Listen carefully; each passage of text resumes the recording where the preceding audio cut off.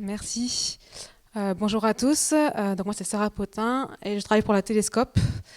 Donc la Télescope, c'est une société coopérative qui accompagne généralement des entreprises non expertes en télédétection ou de collectivités dans l'usage des données spatiales, que ce soit du choix de l'image satellite en fonction du besoin, jusqu'à la valorisation et l'analyse des résultats et la création d'indicateurs.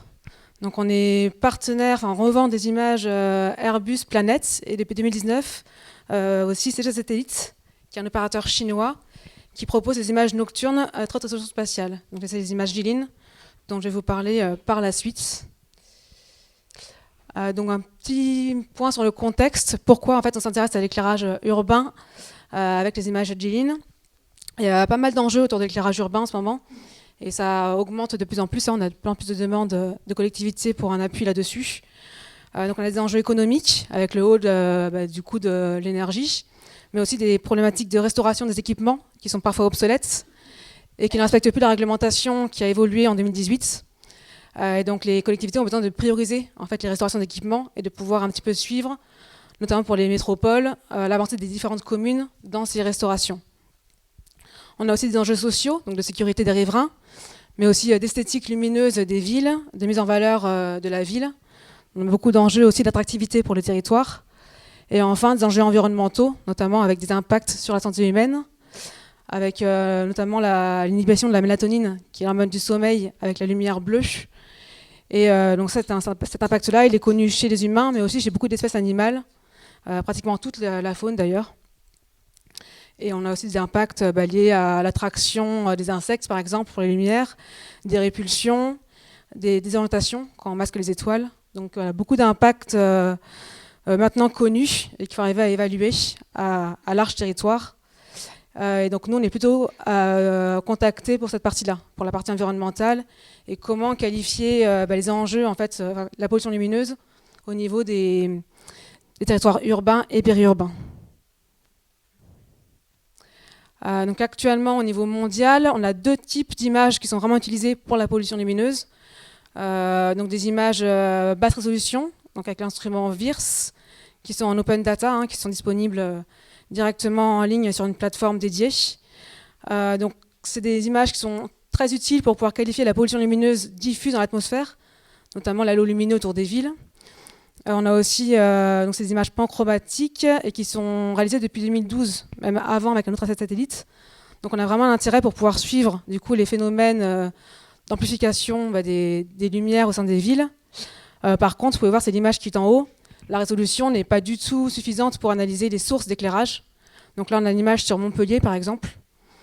Et donc on voit là, que, par exemple, sur Montpellier, on voit juste une grosse tache blanche au centre de la ville, mais on ne peut pas vraiment distinguer d'où viennent cette pollution lumineuse.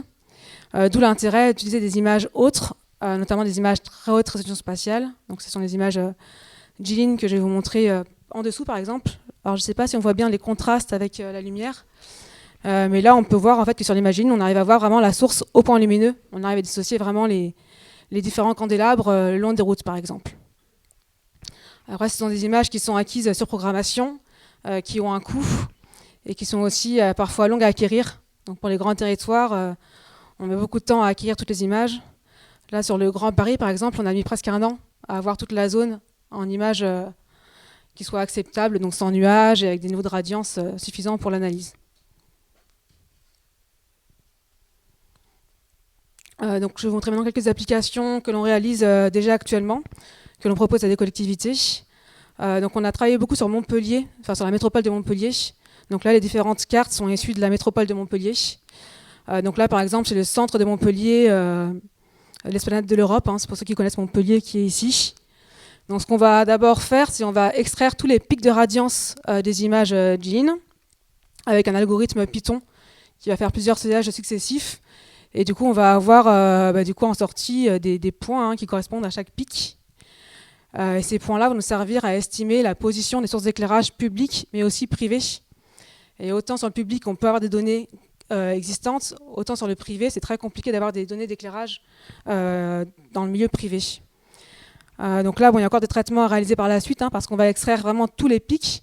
Donc si par exemple un lampadaire éclaire une voiture qui est garée sur le bas-côté, on va avoir une projection de la lumière sur le pare-brise, et on va avoir un pic, donc un point qui va être extrait.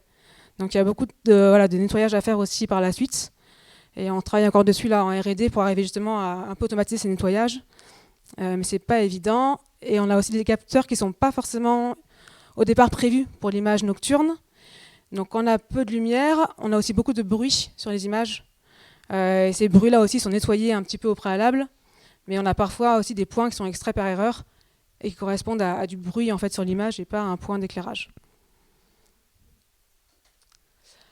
Donc, une fois qu'on a extrait du coup ces points d'éclairage, on va pouvoir notamment travailler sur la part d'éclairage public-privé. Et c'est un indicateur qui est assez intéressant pour les collectivités pour savoir un petit peu la contribution de leur parc à elles, la contribution du privé, et aussi aller après sensibiliser les gros acteurs privés pour limiter les émissions lumineuses. Donc on va partir des bases de données d'éclairage public connues. On va créer un masque sur les zones éclairées par l'équipement public. Et en appliquant ce masque aux images, on va pouvoir du coup séparer finalement la radiance issue du public et la radiance issue du privé. Et on va fournir ensuite une classification des différents points en fonction de l'appartenance publique-privée. Et notamment à la métropole, ça a pu servir pour aller, par exemple, aller voir la gare SNCF au sud de la nouvelle gare et leur montrer un petit peu la contribution de cette gare à la pollution lumineuse et les inciter à faire des mesures de leur côté. Donc c'est aussi un bon instrument après pour aller voir les privés. Pour la partie plutôt la trame noire biodiversité, là on fait plutôt des indicateurs par zone. Ce qu'on réalisera généralement, c'est donc soit par maille, soit par quartier ou par zone de travaux par exemple. On va faire des statistiques de radiance de zones pour arriver à détecter les zones où on a des plus fortes émissions que d'autres. Et on va aussi, à partir d'extraction des points lumineux qu'on a vu précédemment et des modèles numériques de surface ou de terrain, si on n'a pas de modèle numérique de surface, on va aussi pouvoir, par exemple, faire des cartes de visibilité. Donc là, ce sont des cartes qui sont faites avec des extensions QGIS, mais qui sont aussi existantes chez ArcGIS, et qui va analyser en fait, le nombre de sources visibles en tout point du territoire. Donc là, c'est des travaux qui ont été faits notamment aussi à Genève, par l'Université de Genève, pour établir une trame noire. C'est leur méthode pour identifier les points sombres. Donc nous, on l'utilise vraiment en complément en fait, d'autres indicateurs, mais on le réalise souvent. Donc là, vous avez par exemple un cas en haut où c'est pour un observateur qui serait à 6 mètres de haut, comme une chauve-souris qui serait en vol en chasse.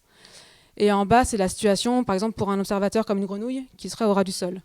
Et donc forcément, plus on est haut, plus on voit de sources lumineuses un peu partout.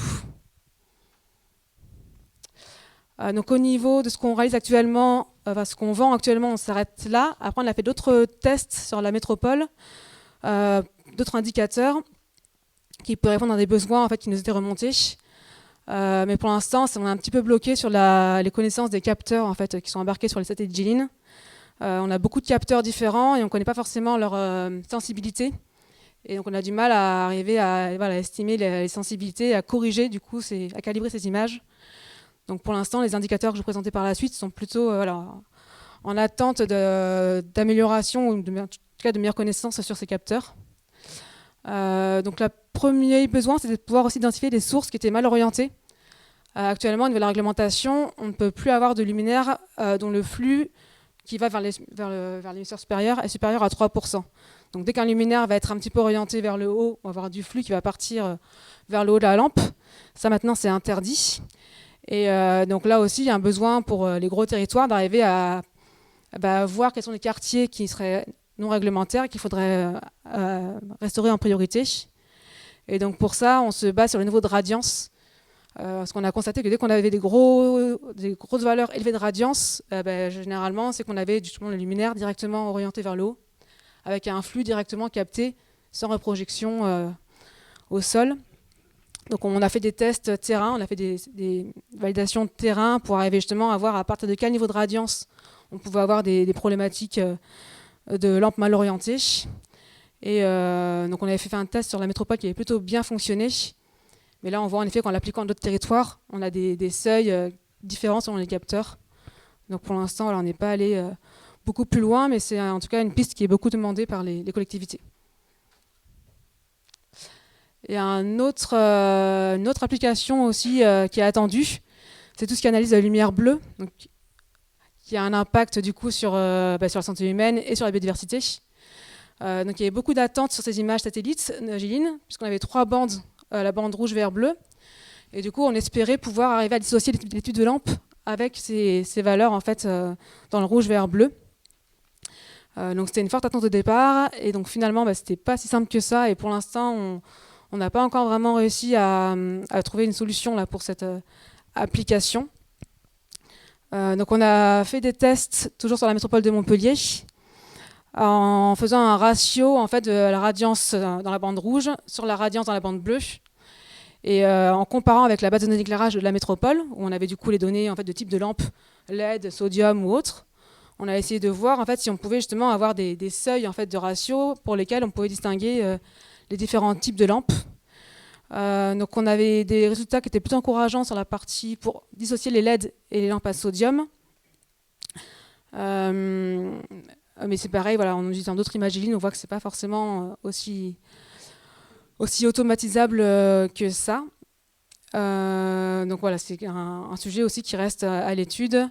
Et on travaille notamment avec le CNES pour justement arriver à mieux calibrer ces images J-LIN, à aussi voir si on pourrait proposer des capteurs qui seraient plus adaptés à l'image nocturne, avec une meilleure sensibilité dans le bleu, pour pouvoir justement analyser la lumière bleue.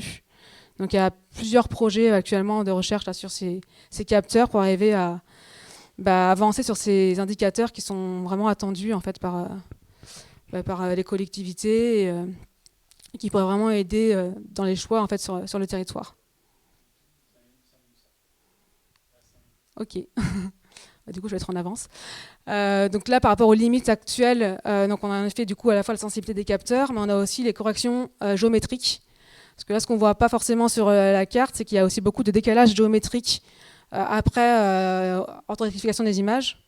Donc on travaille beaucoup là pour améliorer le géoréférencement et l'orthographification des images. Donc on s'améliore par rapport à l'année dernière, on a déjà des résultats qui sont bien meilleurs. Jusqu'à maintenant, on le faisait avec l'outil géoréférenceur de QGIS, où vraiment on géoréférençait en fait, point par point et on recueillait les images, mais sans prendre en compte le relief. Donc on avait des petits soucis. Et là, actuellement, maintenant, on commence à orthorectifier avec du coup des MNT, notamment avec le RGE-ALTI. Mais on a encore des décalages à certains endroits et on n'a pas de RPC pour les images J-LIN. Donc on n'a pas forcément de modèle pour arriver à recaler bien les images à partir de la position de satellite. Donc il y a aussi beaucoup de travaux là-dessus. Et là encore, on travaille avec le CNES pour arriver à améliorer cette orthorectification. Et donc ça pourra du coup améliorer l'extraction des points et améliorer aussi tous les traitements que je vous ai montrés jusqu'à maintenant. Et merci, j'en ai fini.